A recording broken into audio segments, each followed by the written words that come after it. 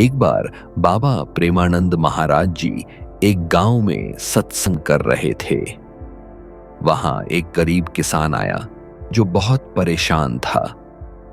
उसकी फसल बर्बाद हो चुकी थी, घर में खाने को अनाज नहीं था और कर्ज के बोझ तले दबा हुआ था। उसने बाबा जी से रोते हुए कहा, बाबा जी, मैं बहुत परेशान हूं, मेहनत करता हूं, फिर भी जीवन में सुख नहीं, कृपया मुझे मार्ग दिखाइए। बाबा प्रेमानंद जी मुस्कुराए और बोले, बेटा, क्या तुम ईश्वर पर पूरा विश्वास रखते हो? किसान बोला, हाँ बाबा जी, पर मेरी प्रार्थनाएं सफल नहीं होती।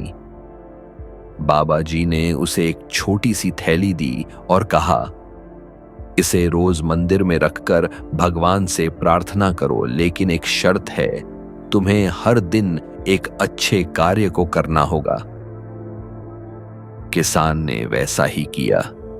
हर दिन वह किसी की मदद करता, कभी भूखे को भोजन देता, कभी बीमार की सेवा करता।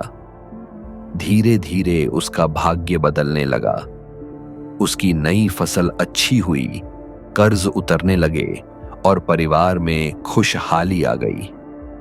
कुछ महीनों बाद वह बाबा जी के पास पहुंचा और बोला, बाबा जी, आपकी दी हुई थैली ने चमत्कार कर दिया।